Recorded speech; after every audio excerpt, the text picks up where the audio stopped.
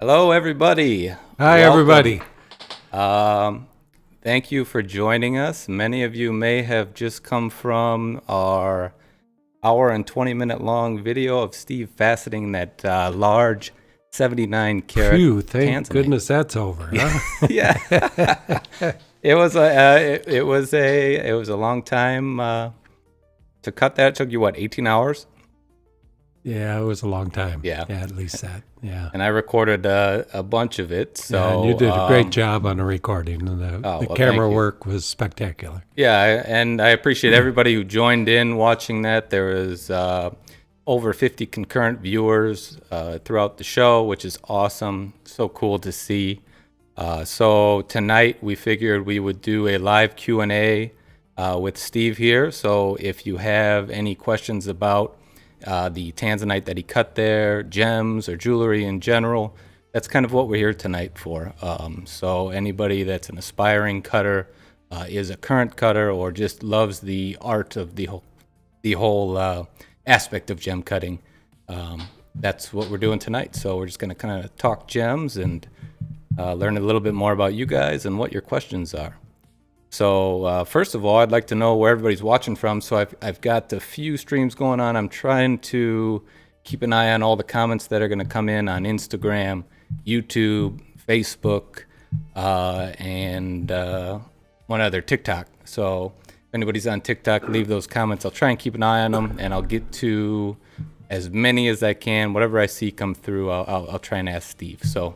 But yeah, if you're out there, let us know where you're watching from. We'd love to see that. Let us know which you are. Are you just awesome? I know all of you are. Do you love gems? Are you a jewelry fan, or are you a gem cutter? Leave those emojis in the chat. We'd like to see, what you represent. So yeah. So after this, or I guess going from that, Steve, I'd like you to tell everybody who maybe doesn't know you a little bit about how you got into the gem and jewelry business and starting with cutting. So give them a little bit of a background about yourself. Well, one thing to say first, as you see me look off, unfortunately, there's a monitor here, and Michael's talking, and I'm supposed to look at the camera, and so I may look shifty-eyed, but I'll try and look at the camera and not at the monitor. But anyway, I started in this business a long time ago. Here's my first Tucson shirt, 1990. I actually started doing trade shows in Tucson in 1981 was my first year, and it actually was the first year the American Gem Trade Association started, and I was part of that group that started that. Me and my brother were together at the time, and AGTA formed that year, and I'm still a member of AGTA, American Gem Trade Association. Very good organization, and people that are in it are people you can trust. So I started 1975. I started with my brother, and I was on the road selling to jewelers. So I would take loose stones that we bought overseas and mountings and put together pieces for them that we custom make for them. So I did that with my brother till about 1983, and then we separated, and I started my own business. And shortly after that, I started learning how to cut. My first stone, here somewhere.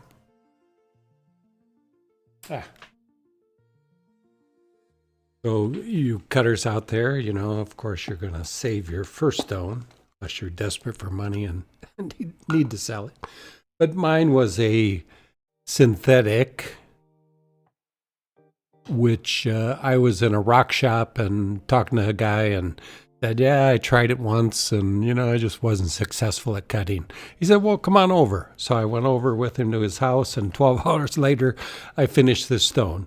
It's a synthetic quartz. And I took a close look at it, and it's pretty good. I would, if I was overseas, I sure wouldn't reject it for the cutting quality. But our standards are a little higher. I had a little few polishing marks, and actually the meats were actually really good. So it was a good cut, and Jim Larimore, that was my teacher.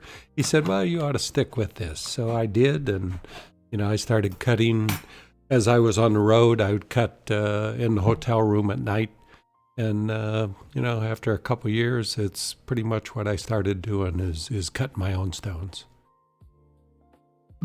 Very cool. Very cool. So, yeah, I mean, it's an interesting story. I know I've grown up with it, and my family's kind of grown up with it, so I've been around it all the time. But a lot of people just kind of are curious. And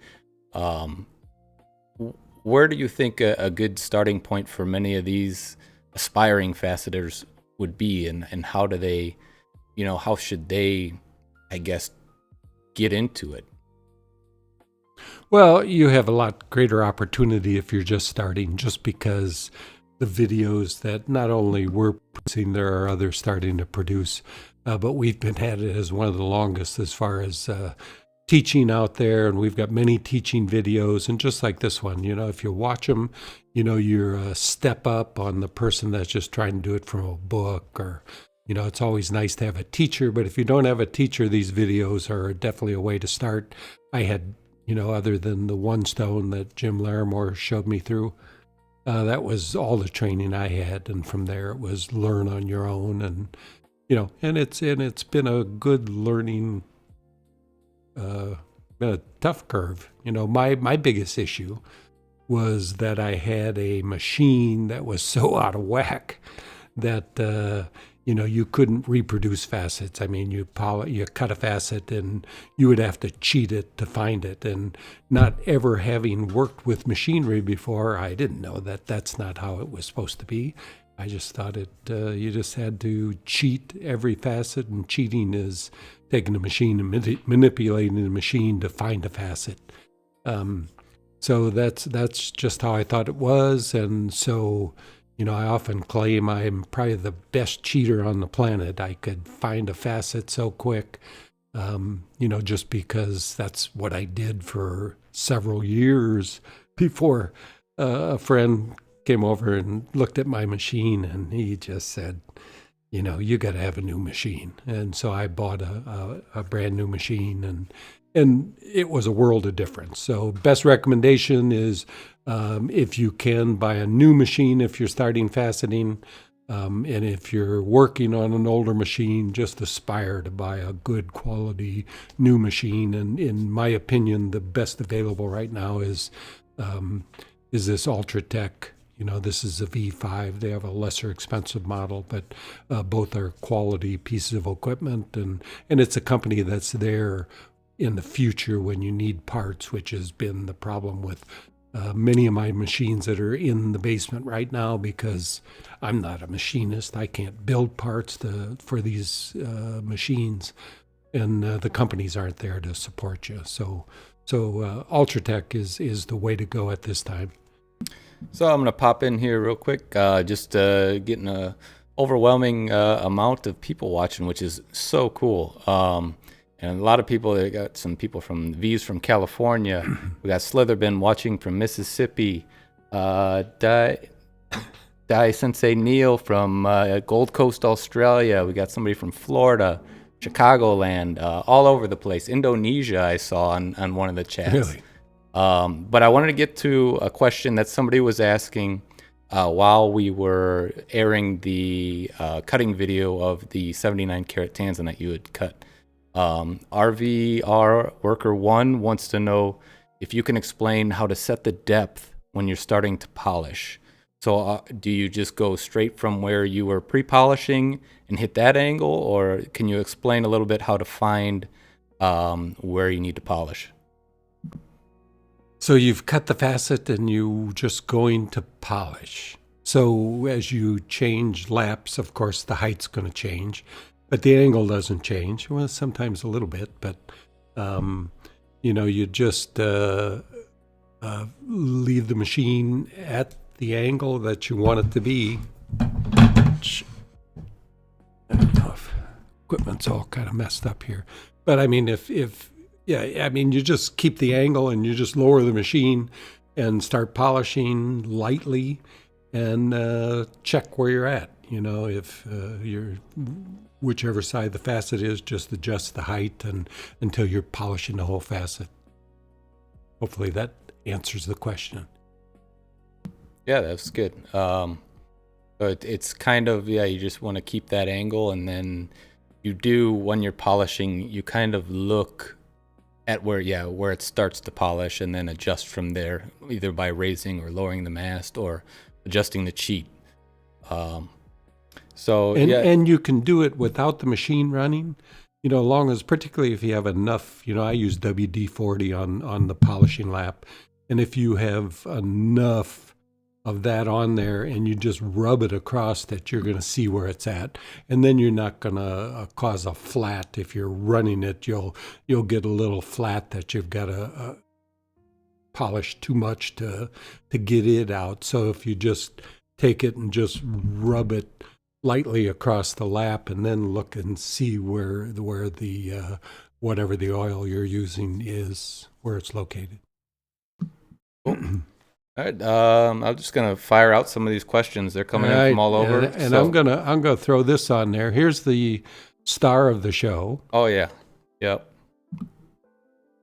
This was the 79 karat Tanzanite. It's completely natural, no heat right now. So I'd love to heat it, just see what the color is, because I know it's just spectacular. But this color is a little unique from other gems, Tanzanites that I've seen. So I'm not exactly sure what the color would be when heated. It's always fun to see. I just pulled one out of the oven this morning, and just really a beautiful, beautiful color, and just so much red flash in it. It'll be on the next show, which is October 6th or October. No. Where are we at? It'll be in November, Stephen. November 6th, yes. I lost the month. Yes. So, and just a quick question, too, from that came in from TikTok. Somebody was wondering, how much is an Ultratech machine? I guess there's a few different models that they have, but what would you say the range is? I don't know exactly. Go to Ultratech Facet. I think there's somewhere, 5,500. I don't know if there's been a price increase recently. I don't follow it too much. I haven't bought one for a couple years, but yeah, I believe the V5, the Ultratech, the machine you're using is around 5,500 the last time I checked. Yeah. But there's also the VL, which is the one with the dial gauge, and it's about 1,000 less. And but the VL, I don't want to skip this one up. Gauge too. I think. Rob King, he was also asking, what do you have any maintenance tips for the Ultratech V5? Oil it. I haven't done. I don't know. I've done anything to it. I think I've had some calibration problems with the dial, but I sent it in, and they took care of it quickly and efficiently. So it's just great to have support like that. Other than that, I'm not sure what, try and keep them clean, try and keep your bowl clean. It'll be less contamination on your laps, which I've had very, very little issue with that.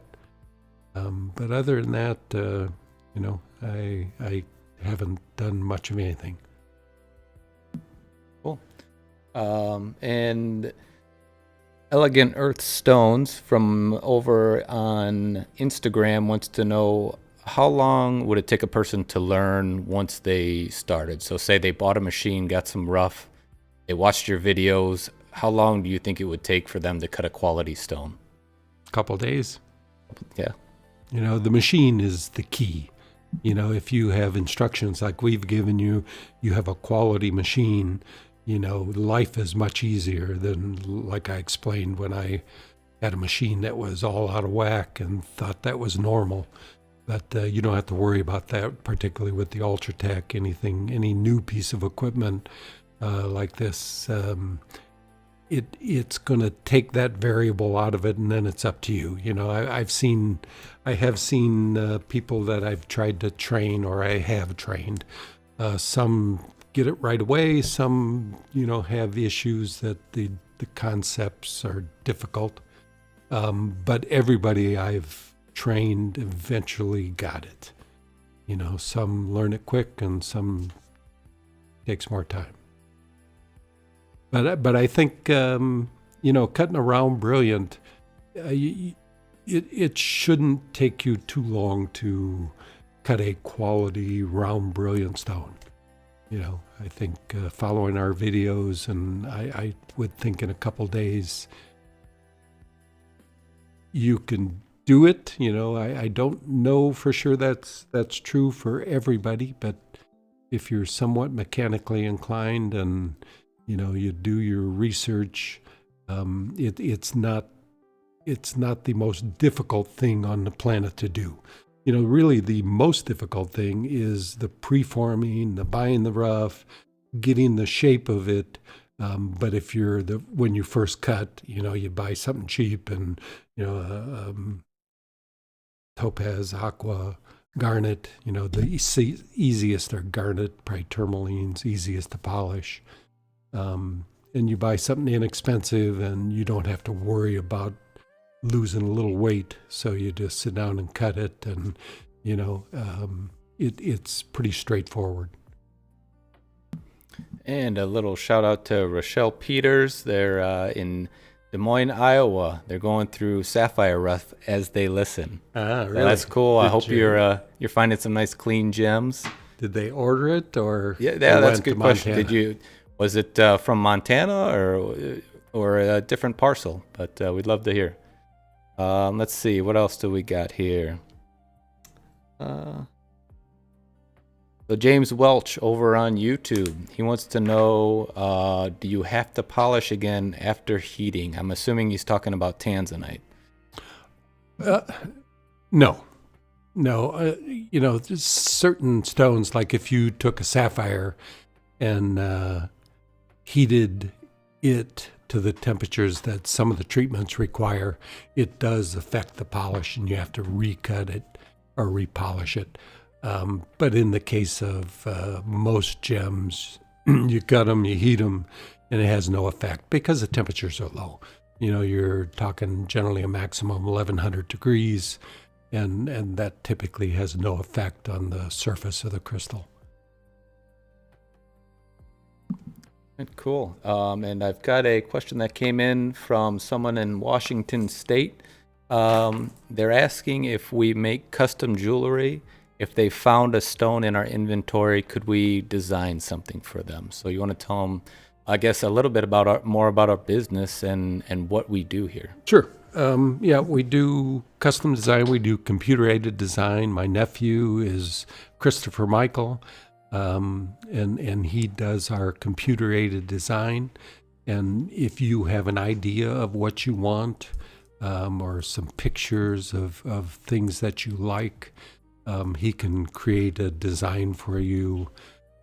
You see it in a render, which is remarkably close to the finished product.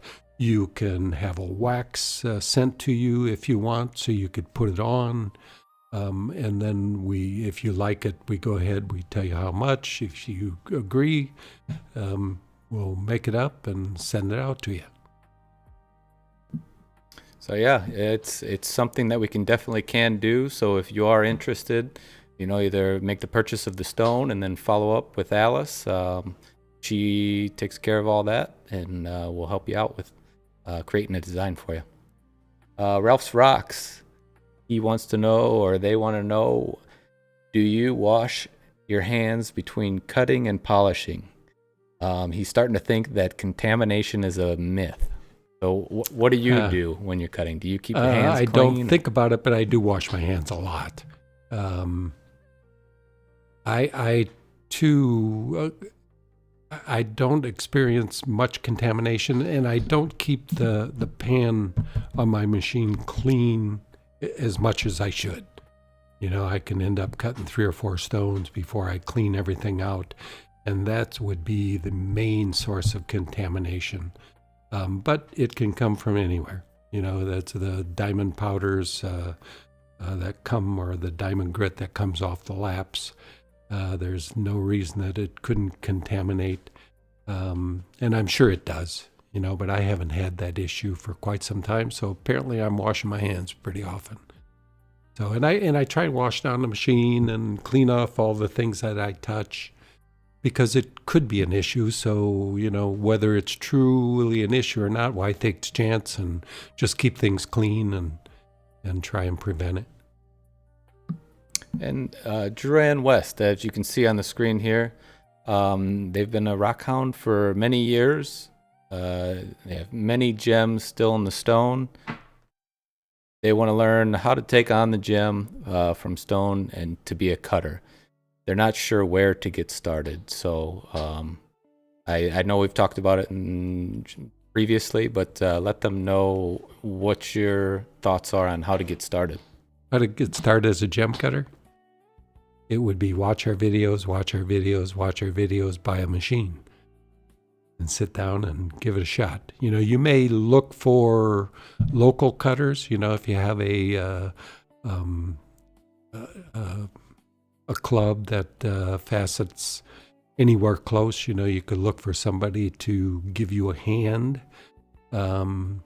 because it's definitely, of course, helpful to have somebody right there, assuming that they are a quality faceter, and so those would really be the options. You really just have to jump into it and just watch as many videos as you can and make sure it seems like it's something you want to do, and you should get a pretty good idea of how to do it, and then just sit down and start doing it. Cool. So we've got another comment coming from YouTube. Do you have any good sources where somebody can, like a beginner, can buy a quality piece of rough that they can cut, and they can be assured that it's a natural stone, it is what it is, they say it is, without getting ripped off or buying maybe a synthetic or something that will cut a poor stone? Yeah, don't buy from most of these sites that are out there. They're just selling fake stuff, it seems, and it's all so cheap. Tanzanites for just ridiculously low sums of money, and it's all just fake or misrepresented. Yeah, I do have several that I can recommend that you can trust. John Garso is one, Matthew Milstead, Joe Henley. Those are places you could buy an inexpensive piece of rough, and MoreGems, another one. These are people that are at a lot of the big shows, in Tucson and Denver, and they're available. We like to travel overseas, but that's a little more difficult. But you can go to the shows or just go to their websites, and you can find something worthwhile cutting, and you can trust them that it's going to be a natural gem, or they'll tell you exactly what the case is. Very cool. Another from YouTube, Kenneth. He said that 79 karat Tanzanite is a sight to behold. It's pretty sweet. Yeah, it looks like you got some rough up there. Some Tanzanite crystals. Is that yeah. You want to show those? This is a Tanzanite crystal we've had forever for some reason. It's a nice crystal shape, and it's a couple 100 carats. So it's another one. I think that's probably 2 stones, although it's a natural color, and the inclusions that are in it, I could leave some in it because you don't really have to heat this. But cutting it clean is probably the best choice. So I may cut 2 stones, maybe a 70 carat and a 10 carat. And this is natural color. This is not typically what you would see in Tanzanite. Generally, we talk about diesel, and this would be diesel. If you look at it, it's kind of, you catch it reddish brown and then the bluish.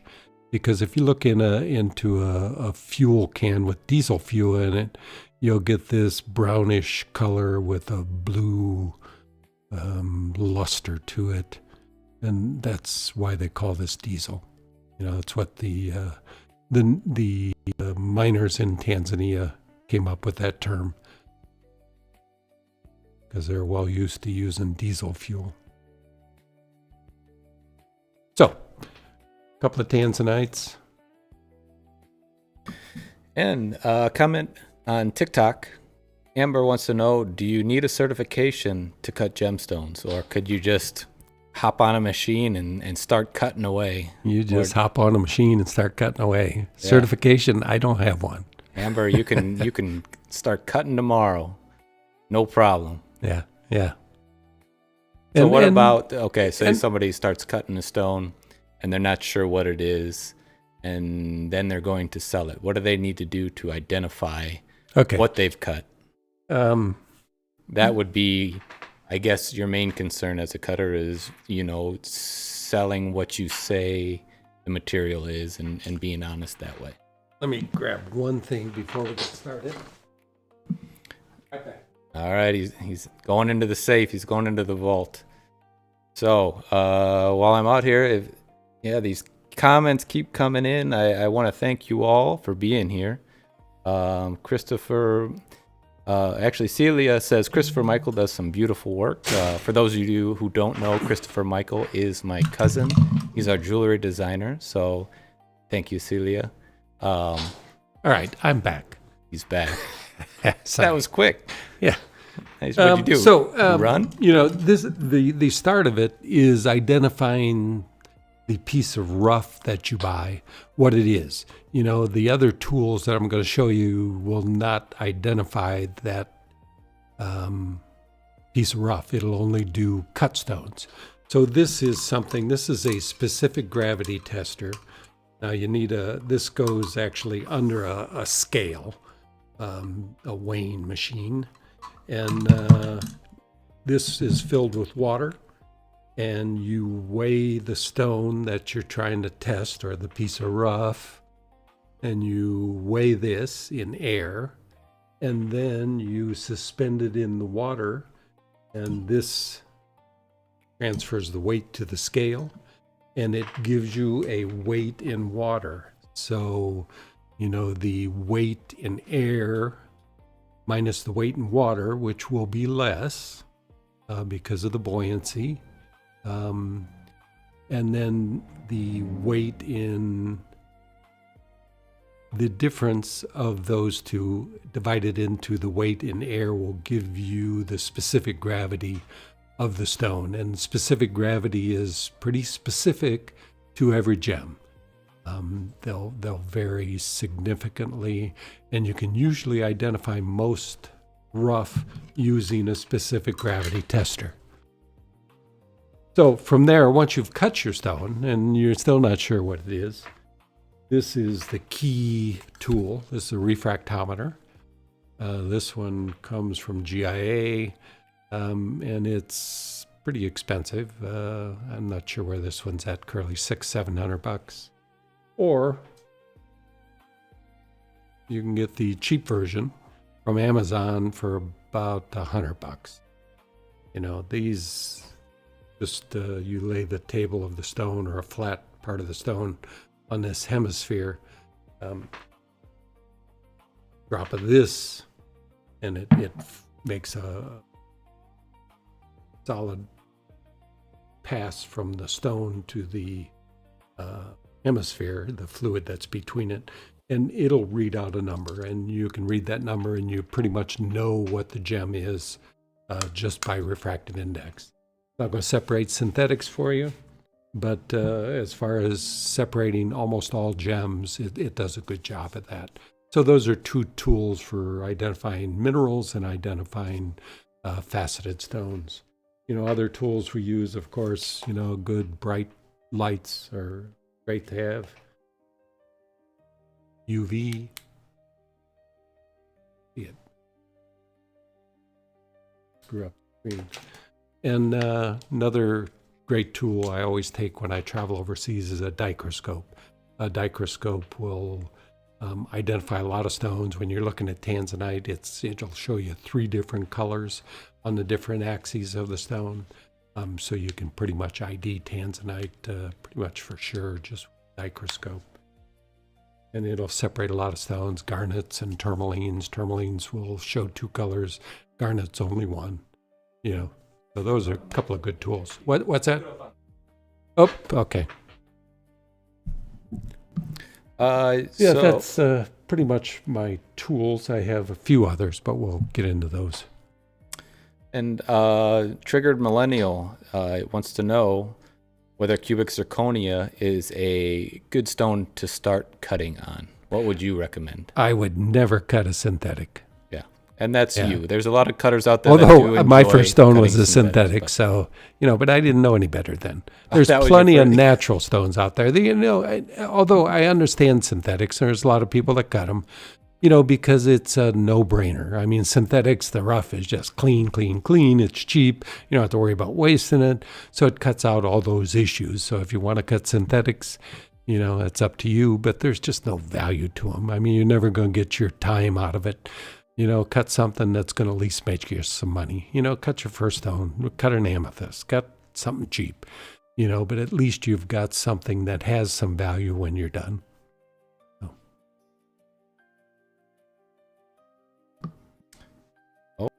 Oh, Rochelle found a nice 3-carat pink coral sapphire. All right. That's a score. A what? They said they found a 3-carat pink coral sapphire. They're the ones that were looking through the Montana sapphire rough, the gravel. Oh, found a pink. Oh, wow. Hey. There are some garnets in some of it, but it wouldn't be pink. Yeah, well, that's cool. Yeah, it's fun going to Montana and do some mining. Did they say where the material was from? Was it Montana? It was Montana, I believe. Oh, yes. Okay. So just wonder where they got it from. What bar? What bar? Bar. Bar. Didn't you almost buy a piece of rough from a beer bottle once? Yes. Yeah. It was a beautiful green something. I suppose it was an African. I thought it was Savarite. But then I got looking close on it, and there was a number 7 on the bottom, like you'd find in a number on the bottom of a pop bottle or a beer bottle. So I was sure it wasn't an inclusion. So, but that's things you got to worry about overseas. You are totally on your own, in general, is buying, particularly out on the streets, and, it's what you know, and you better know or somebody's going to take you, which I bought about a 10-carat synthetic blue sapphire. But it was late at night was my excuse, and didn't have good lighting. It was in a dark place, and it looked right, but definitely a synthetic. But I got, as a synthetic, I got half the money I paid out of it, so worked out okay.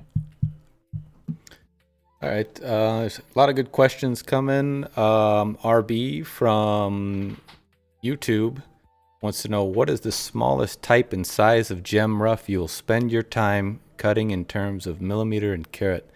Would you spend time faceting tiny stones of any type? Well, I think about it because, when we want to do a design, although I haven't started this, I would like to cut like match pairs and stuff to fit a design, or odd shapes that have a really great cut. You got a $5,000 Tanzanite. You don't mind spending, 2-3 hours cutting a little accent stone for it. I have not done that yet, but I think about it a lot. So there is a reason to cut small stones. But otherwise, I think the minimum value I look at a stone, if it's not worth $300, unless it's for a project, it just doesn't make sense. You're going to spend, 2-3 hours cutting a stone for, less than what your plumber makes. It's always my relationship, but, you got to get paid for your work, so. Cool. So you've got some gems on the screen there. TikTok's wanting to know, what are those? What is that? Okay. We do heat treatment here because most of our tanzanites, a lot of them need to be heat treated. This is some material that I bought because I knew the color would heat, but as you can see, I really didn't know the temperature that it would heat at, because this one went a little far, although it's still pink, so it'll cut a pretty stone. But I'd probably like to have stopped a little sooner than this. These are tourmalines from Mozambique, I think.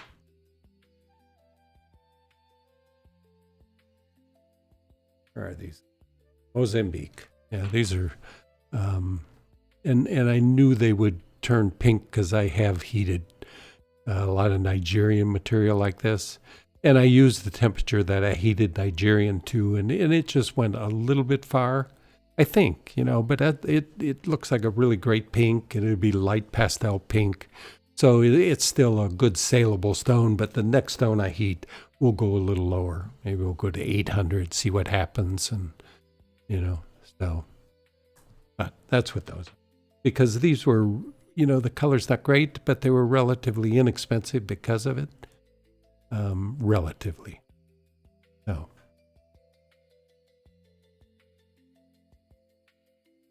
All right. I've been neglecting our Instagram watchers, but JH Gem Cutter wants to know, do you have any opinions on gems with intaglio carvings?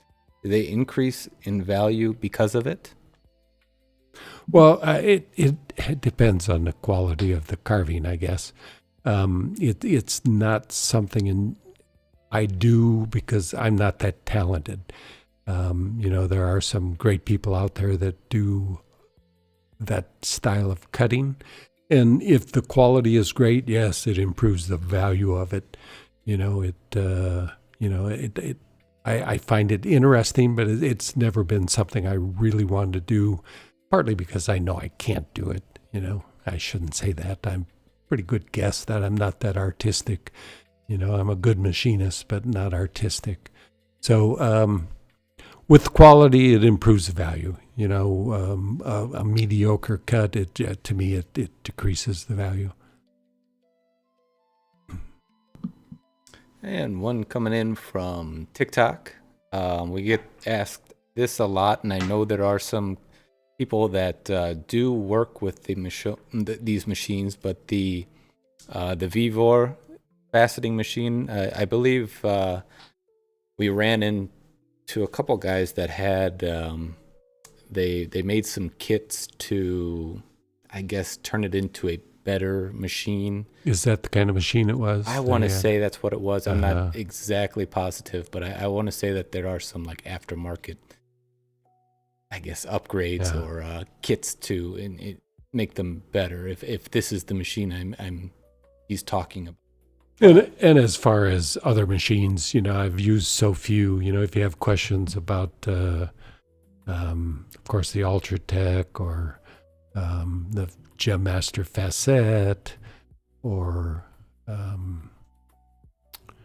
MDRs. I started on MDRs. So I've used several machines, but unless you've used it, you really can't comment on the quality of them or much, unless you know somebody else that has one. Facetron's another good machine, and it's still manufactured in the U.S. All right. Now. So here's a couple of stones. Are those real? Are those real? I get that. Oh man, that's like one of the number one comments on a video I posted on cutting one of those. People have a hard time believing that those are natural stones. Well, and that's not unusual because, there was a time, probably back 20 years, when the talk was, they're just not real. And a friend of mine actually went to the mines, took videos of the pieces in the mines. So you knew not only were they real, they were not treated, because these colors are what they look like actually in the wall in the mine. So here's a couple of stones. These are ametrine. They come from Bolivia. These are the two forms that you find. Of course, this is the rough is preformed to cut a 50-50 split or somewhere close to that. And you get a good bicolor stone. Then you get these that have that patchy color.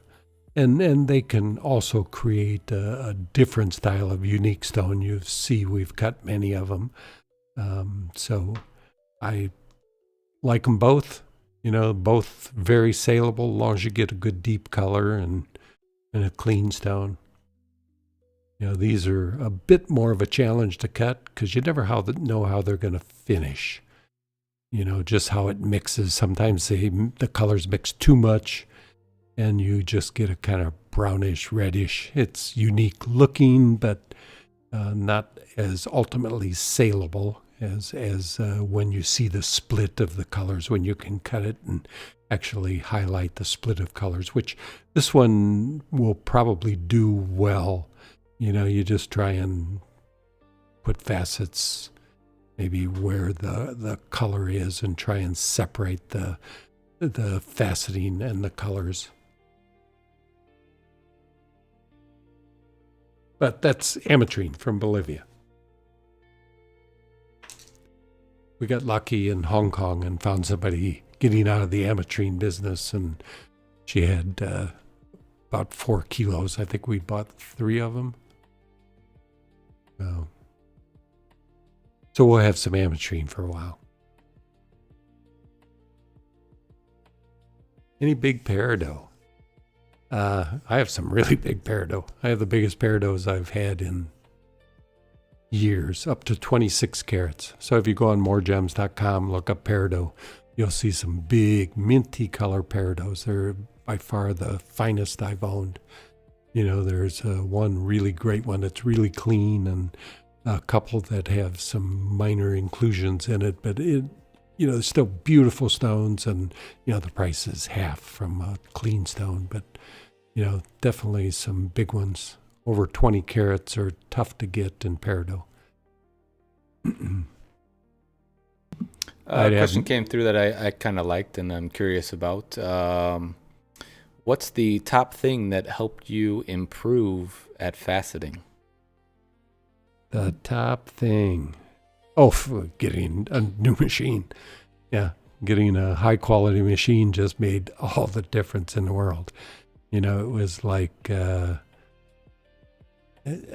it was just amazing when I went to a machine that was right, the Ultratech V5, and I had one machine before that really cut well, and it's what made things the easiest for me for sure.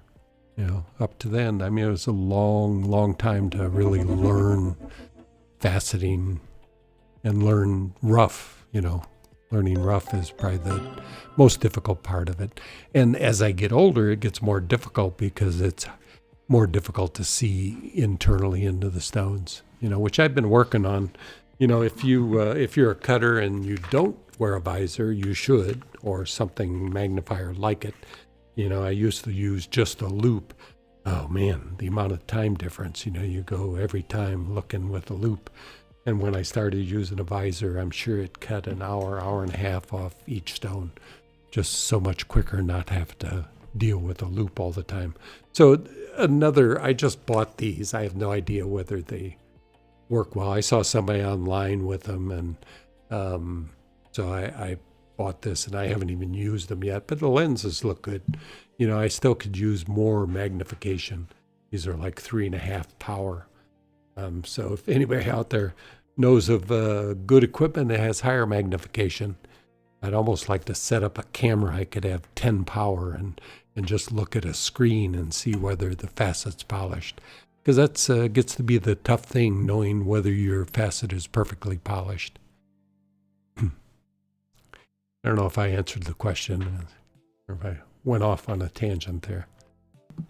That's all right. You just go off on those tangents there, Steve. So can you tell us how you evaluate your rough before cutting and picking a design for that piece of rough? What's your process like doing that? Well, the first thing is using the immersion cells. And like I said on the video, this is methylene iodide. And it's good for high refractive index materials, so you just immerse them in these cells. Use a good strong light. Just hit the side of it. Identify where the inclusions are, and then as in the video, you preform. I try and preform where I can,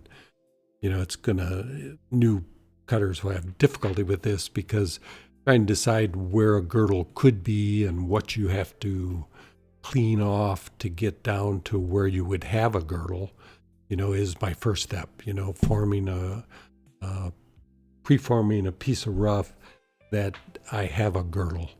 And then from there, you dop it up and, you just start putting in your girdle, getting rid of the areas that are not going to work. And what you're left with, then you look at it and you decide what shape you are down to, what would give you the best yield out of the shape you're left with, and then go from there. Electric Crystals, he thanked you for the rough you sent after he bought a Ultratech V5. Oh, okay. So Okay. he must have gotten yeah, when you cut it, send me a picture. Always interested, because that's some really nice amethyst rough. And, we got lucky 3 years ago. Yeah, I think it's been about that. But, Yeah, oh, man. and got to go through Kilos. 50 kilos. Yeah, It was a huge stack. all We were there afternoon. for 4 hours. My back was so sore. Yeah. But so worth it. I mean, we bought another 3 or 4 kilos. Yeah. So it was fantastic. Price was right, and and the material's still coming out, but it's less and less every year. And 1 year we'll be back to where we were, 5 years ago, just very little material. Because this material out of Bahia, Brazil, is much like Rwanda material. The best of it cuts like a fine Rwandan stone, which was considered to be the finest out of the ground. Yeah, I've cut a couple of step cut trillions from that material, and that is got to be one of my a couple of my favorite stones that I've cut is from that Bahia, Brazil amethyst rough that we've gotten. That you give. If somebody purchases an Ultratech V5 machine because they've watched your videos and they mention you when they purchase it, you send them a couple pieces. So I would recommend if you've got a piece that'll cut a nice step cut trillion, try that out because, man, it's beautiful. Yeah, and that piece of rough, probably wouldn't be my first piece I would cut. Just because if you cut it right and get a good yield, you're going to have a stone that's $600, $700, $800. So. But thanks, because you got a piece of rough and I got a commission, so it works for both of us.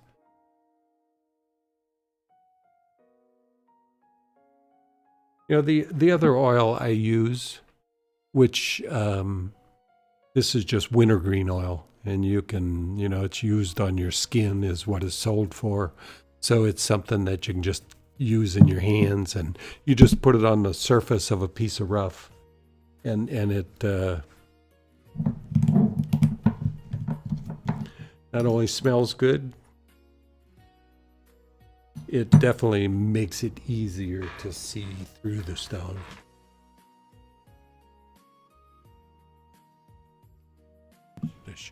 And while you're showing that, just a quick question: how long have you been cutting nowadays? How long have I been cutting? Since 83. I don't know if you heard that, but Steve said it's in 1983. Something like that. I was trying to think. Yeah. But you can see the difference. This is the same piece of rough. You can just see through this one much better. And that's wintergreen oil. So very usable oil, cheap, and it's just something that does a good job on many pieces of rough. Particularly low to medium refractive index. It'll help on all stones. Something, the methylene iodide is not something you want to breathe a lot of. I'm still living, but I've used it for years, and I used to use it in the microscope with this hot light underneath it and just fuming up on me. But these days I'm trying to do things a little cleaner, and that mentioned when you're cutting, lately, I've tried to. I would like to use I would rather not use a mask. Let's put it that way. So what I do is I put this on the side of my machine and put it on high, and it it hopefully will blow anything that's coming off of my machine away from my face is all I'm after. Yeah, it's going to blow it into the room, but it's diffused then, and you're sitting right next to the machine, so try and get all the vapors that are coming off it, the diamond dust, the Tanzanite dust. You are running water and you're using oils, and there shouldn't be a lot of it, but anything that's there, I attempt to blow away is why I use this fan. So I'd recommend it to everybody. Okay. Question?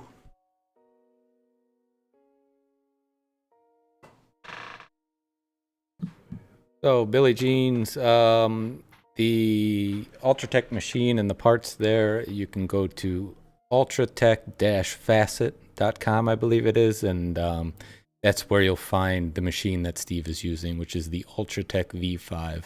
I believe they have the VL, and they also have the Glass Tech, which is a massive machine for cutting large something stones. To cut this.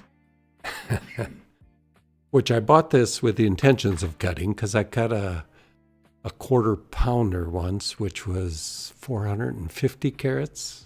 Or no, it was more than that, wasn't it? Five something. Yeah, we figured it's at a quarter pound is basically what it was. So this piece is a kilo, so it's 5,000 carats. So there's, 1,500 carat in there, maybe probably 1,500 carat. A really clean piece of material. We found this in Tucson. It looks like a natural crystal, but they've gotten really good at polishing broken faces, and that's what the nature of this is. This one's not really great because it's a little bit rounded. You can identify polished facets, mostly because they're slightly rounded, but some of the things we've seen lately with finer crystals is the finish on them is pretty remarkable. It's hard to tell from the natural faces.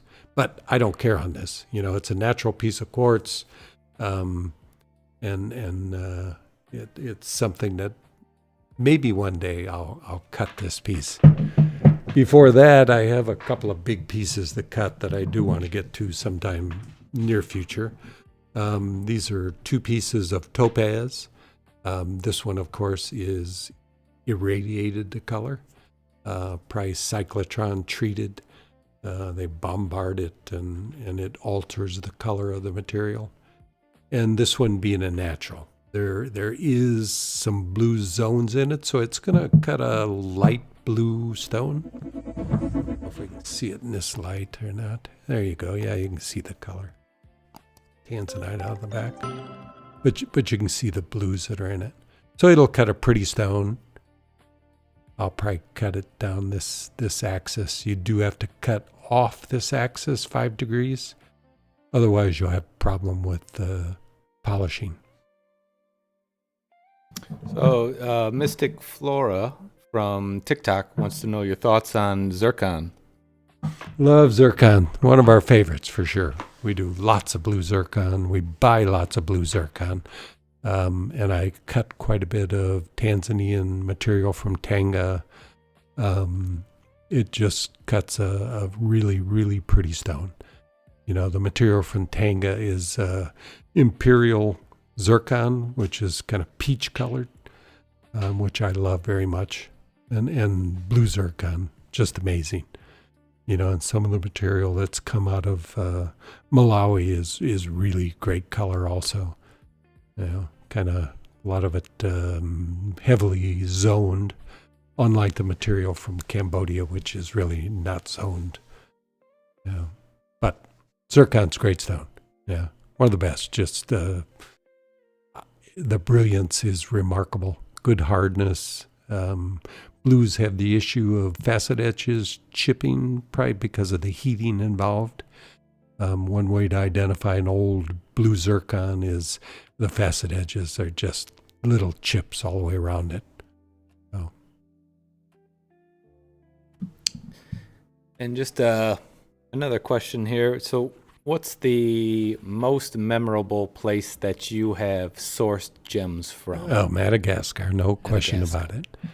Yeah, never been a question. Me and friend Jim, who's deceased now, unfortunately, we traveled 20 years together. We started in Brazil and then went to Tanzania and then on to Madagascar. And we were stuck in Madagascar for quite a few years because it's the most incredible place. Everything that lives there, 75% of everything that lives there lives nowhere else on the planet. That's both plant and animal life. So it's just a unique place. The people were friendly. When we started going there, we were the white guys. It was the kids would run down the streets and vaza, vaza, white guy. I think that's translation, something like that, or foreigner. But it was a fun place to be. Changed dramatically over the years. Went from impoverished to a little bit. Well, it still is totally impoverished, and unfortunately, right now they're having a lot of issues there. One of our suppliers, their entire business was wiped out because the looters came in and just took everything. There's just some really bad things going on there right now. Because I'd love to go back, but not the situation it is now. But Madagascar, by far the coolest place. It was fun because... What stones were you finding? Everything. Everything. Yeah. They used to say, the only things we don't find here is probably Tanzanite and diamonds. And then we were in a hotel near Ilakaka, which is a sapphire source. And Hotel de Lorraine, if you ever get to go there, that's a just beautiful place out in the middle of nowhere. But we were there and, I walked out and next to us was... I forget which diamond company it was, but they were staking out a claim. They said 12,000 square miles, but they may have had rights to that much. I don't know. But they were looking for diamond. They'd found diamond, and they were looking for more sources. I don't think it ever really turned out, but they found everything there. Tanzanite's one of the things I haven't seen there. But saverites and all types of garnets, some of the finest garnets ever to come out of the ground. Lots of tourmalines. Aquamarine was always the best and still is probably some of the best in the world. So hopefully we'll get a chance. I'd like to take Mike and Jeff there and show them the beauty of it. I think that would be so cool to go there. After seeing all your videos and photos from there, it looks like a beautiful place. And then, since we were in Tanzania a couple of years back and into Kenya, just a really unique experience and buying there was really cool. For sure. So. Thailand has been the most profitable, and that's our next trip. We'd have gone there this fall, but 20% tariffs just was too much for me to accept. Yeah, I'm excited to go back there too. That'll be the way we'll go and buy this time will be a little bit more interesting and different for me. So looking forward to that. Yeah. A great place to buy cut stones because their cutting qualities got much better. And, there's a limit to how much we can cut here. And we have a big market, so there's a lot of cutters there. At one time there was supposedly 200,000 cutters in Canterbury. No, not Canterbury, Chanterbury, which was a major cutting center. It's nowhere like that now, but it was one of the biggest cutting centers in the world. And the reason I started going there, I was buying in Germany, and I started getting the feeling that these stones were not cut in Germany. And I just enough talk about Bangkok that I knew that I had to go to Bangkok. And I knew when I quit going to Bangkok, it probably was a mistake, because Bangkok was one of the easiest places to buy, and going to Africa was one of the most difficult places to buy. But the lure of Africa was too much. And back on to some faceting questions. So over on TikTok, we have a question asking, do you have a favorite lap sequence? I do. So does it change per the stone, size of the stone, or is it always the same? I try and make it always the same. But it does change. With size, with hardness, it changes. My most basic setup would be, if I was cutting a 5-carat stone, I would, if possible, I would just start with a 1200 metal lap. I would go to this 600. Doesn't quite make sense because 600 is supposed to be coarser than 1200, but not the case here. This is a lightning lap, and 600 is probably like 1800. And for many stones, particularly garnets, tourmalines, a 5-carat Tanzanite, I can go direct from this to the polish with 50,000 diamond on a bat lap. I hear so many people talking about going, from 1,200 to 1,800 to 3,000 to 14,000 to 50,000 finish. And I just don't get all those steps. But there are times that you need bigger stones. Of course, you're going to start out with a coarser lap. I try 600 if I can. I've got a 280 and I've got a 100, but the coarser you use, the more you abuse the surface of the stone, and the more you do have to pre-polish. So I try and use as fine as I can in each step. So sometimes, like in sapphires, if I'm polishing a sapphire, I go to this 1200 lightning lap and for a pre-polish. And bigger stones, I'll do that also. Better pre-polish with this. But most things I can polish from either the 600 or the 1200 lightning laps. A lot of people will use sintered laps, and I have friends that use a 500 sintered lap, and they also go direct to polish. So I think there's often too many steps in the process. But I'm not right all the time, but I have my way of doing things, and it works for me. So whether, there's probably a lot of odd stones that will require other methods of polishing, because I have stones like this one here, rhodonite. I've had issues polishing this material with fracturing. So maybe there's different sequences that work better. And I've also had problems with the new rainbow moonstone out of Madagascar. Has been a problem for me. So learning a new sequence might be required. Although I've talked to people on this, and it sounds like, the sequence is right, but direction of polish, or I'm not sure what my issues are, but I try to avoid those issue stones anymore. I'd much rather cut a Tanzanite or a garnet or tourmaline or zircon. There's a lot of stones out there that are not issues. But I have some valuable material here just sitting here, like that rhodonite. I mean, that's probably a 10-carat stone in there. And, it used to be they'd go for $1,000 a carat. They're probably down right now because of new material that was found in Brazil. But it's still valuable material. And over there on Instagram, Desert Rockin' wants to know what is the most valuable stone that can be sourced or found in the USA?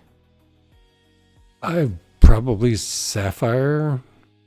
There are some big tourmalines. There are some good stones in California. I don't know if the little 3 mine's still producing any spessartite, but the value of spessartite right now is up so much, and the little 3 mine just produced some of the finest in the world. Lot like Nigerian material. But the sapphires from Montana, probably the highest valued stones, as far as I can think. Yeah, not sure what else would be higher value, particularly per carat. Bonitoite would be one of those, and red beryl from the Wawa Mountains. Those are a couple of high value stones, but they're so rare. That it's not something you're going to be able to find. Just to jump in, Casey Wong wants to know if you could share which oil you used on the rough in order to see the inclusions. They asked whether it was the wintergreen oil. It was wintergreen. Wintergreen. And you just got that. I'm not sure where they're watching from, but in the U.S. you could get it off of Amazon. Amazon, yeah, for sure. So. And did I show the cheap version? I did show that. I believe you did. Yeah. Okay. And so Black Diamond over on TikTok. Is it true that rubies started to become more expensive than diamonds because they're harder to find now? Well, if you go big enough, you start getting over 5 carats, and then they get into diamond prices. But still, diamond is more expensive. In top quality, but they're getting a lot closer, and I've not been buying much ruby because of the high price. Not only that, they're hard to show online because typically they have some inclusions, and the videos we take don't show well online, so you don't see a lot of emeralds and rubies from us just because of that photography issue. But they have gotten very expensive. A 1 carat stone, you could spend $6,000, $7,000, $8,000 a carat on a really fine 1 carat. So, but you can spend $10,000 on a diamond. And speaking of diamonds, Drew Ann West mentioned, the diamonds from Crater of Diamonds State Park. Those could fetch some money if you found a good one. It would be difficult to find, or they are difficult to find, but yeah. And they're still. It's not that they're, except to a collector, they're not going to be a greater value than any other source. It's going to be by their color and clarity and carat weight. But collectors, if you can verify, which they do. Keep track of things there at the mines. You could verify its source, and that would make it maybe more valuable, particularly if you got something big out of there that was, either record-breaking or just really, really a large stone for a collector that would have greater value than what other diamond sources would. So, Steve, what keeps you excited about gem cutting after all these years? What just keeps your interest, keeps you cutting the next stone going? Well, it's always the finished product. Do I love the process? No, I'm not sitting here humming a song while I'm cutting. But once it's done and you get something great, and somebody recognizes you for it, I mean, that's special. It just it's like creating something. It's creating, some people relate it to art. I don't necessarily relate it to art. I probably should.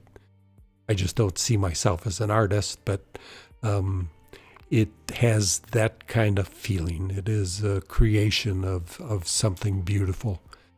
And there is a lot to be said for that when you take it from the rough. And that's where the creation is. Machining is just machining. It's something that I could train anybody, and they train kids overseas. There's 10-year-old kids that are cutting some pretty remarkable gems. So that's not the hardest part of the process, but the guy that gets it ready to cut, that's the real artist. Cool. So what are you currently working on this week? You got any big plans, big projects? Well, the next one up is this, which is it's a really odd shape, and I won't be able to show you the color because the color is on the other axis. But it's a Tanzanite, and you can see it's definitely not a typical Tanzanite color. And the axis I'll be cutting on, which is this direction, it is just a remarkable blue-green, just a beautiful color, which hopefully stays after it's cut, because that was one expensive piece of rough, but I've never seen anything like it. So, that's the kind of thing that is exciting to cut. It's an odd shape. I don't know, they're always hard to get really good life out of them, and sometimes they'll get dark in the corners. So there's a lot of risk with this stone. If it was cheap, it wouldn't be bad, but with the price of it, it's slightly nerve-wracking, which that was the case with that big Tanzanite. That was probably more stress than I've had for some time. What the video was, and not, well, it's just when you're dealing with that much money, and mistakes can cost you greatly. It just surprised me when I finished. I go, I'm not going to buy any more big Tanzanite like that. There's one out there now that I'm considering, but they are stressful, because that Tanzanite that was on this video, I'd hoped for 100 carat, but I definitely missed quite a bit, but just wasn't meant to be. Sometimes you get more yield than you expect, and sometimes you're a little disappointed, but just keep your mind open to what the yield will be, and hope for the best, and work hard to find cuts that get you the best yield out of particularly rarer material. And a question that just came in from Facebook. They're asking whether if they sent you a piece of rough, would you cut it for them? No, we get to ask that all the time. No. But I know that you're a busy man. Let's see, do I cut your piece of rough or get started on this baby? This is a $50,000 stone sitting in there. But I have so much to cut, I just can't do any outside cutting. And even I've, started cutting to try and help him out with it. And it's just, it's a time thing. And it's a question we're asked all the time. And unfortunately, even we don't have another resource to help us out in our cutting. We've been looking, but it's difficult to find a good cutter that you can trust to get you the yields that you want. So unfortunately, we wouldn't be able to help you out with that project. And anything else that you'd like to tell your audience, Steve, before we wrap it up? Got lots of stuff out here, but and we can do this again. And if you guys enjoy our content, There's a lot more of it on MoreGems.com on our YouTube channel. We've got a ton of hours of faceting videos. If you didn't watch the one that we just released tonight, an hour and 20-minute video of Steve cutting a 79 karat Tanzanite from the rough crystal he had. He's got a giant Morganite he cut, an entire series on that, an entire series on a huge topaz crystal, another Tanzanite, a giant opal. So there's a ton of content on that, jewelry related content, gemstones, and other things you can learn there. But we'll try and do this more often. Let us know in the chat if you enjoyed this format, if we could do it any better, if you'd like to see us do anything different. I'm always open to that, and I really always just want to make the channel better, the content better, and something enjoyable for our viewers. So you've done a great job, Michael. Oh, thanks, Steve. And one comment about the Tanzanite we just got. As I was watching the video, I told Mike that this makes me nervous. Just watching me cut. And, so there's a lot of stress in that stone. Blood, sweat, and tears. No tears, actually. Yeah. Well, when I weighed it, I had a few tears, but yeah, you're a little upset, but yeah, that's okay. It came out. It was a beautiful stone. Yep. And it's natural. You know, and it's sold. Right. So all good things. So. Yep. On to the next one, and he did. Yep. Oh man, he cut a spectacular one. That I don't know whether I'm supposed to talk about, because I know you said you don't know whether you're going to offer it or keep it in your personal collection. But I think we'll probably be showing that stone, something for all of you gem enthusiasts to look forward to on our next live streaming gem show, where we release all of our newest gems that Steve, me, and Linda have been cutting over the last month. That'll happen in November. I can't believe it's November already. Yeah, I know. Yeah, and that link is on our YouTube channel. You can go there, click the bell to be reminded for when we go live, and you can see that. Also, next week we're doing the Alice in Gemland show. We've taken a couple-month break on that. So Alice Reynolds, she is our sales manager, jeweler. She's a designer. She does it all. She's going to have her show next week, showing a lot of our new pieces that we've created in our shop. So these are all mounted goods, but they also hold some very beautiful stones. But outside of that, do you have anything else, Steve? Nothing I can think of. Okay, everybody, we want to thank you all for watching. Those of you who joined us for the premiere of the Tanzanite cutting video, or stuck around for our live stream here, the chat back and forth. It's been awesome. It's really cool. We have a great time doing this. So thank you all, and let Steve close it up here. Yeah, it's been a fun evening. Thanks for coming, and keep on gemming.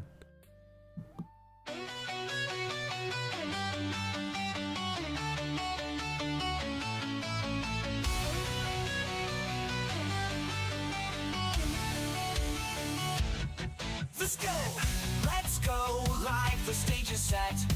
Rare gemstones you won't forget. Colors so bold, they steal the scene. A world of brilliance, crisp and clean. On the More Gems show, where treasures shine. A moment of beauty, a spark divine. Cut to perfection, glowing with pride. Step into the wonder, come inside. Come inside, oh.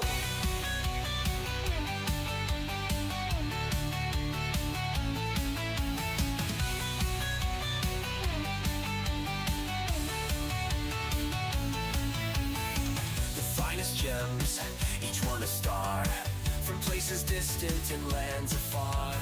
Shapes that shimmer, hues that play. This is your chance, it's Gem Drop Day. So see the light in every stone, crafted by hands, each one alone. A fleeting glimpse, don't let it fade. Gems like these are never remade. On the More Gems show, where treasures shine. A moment of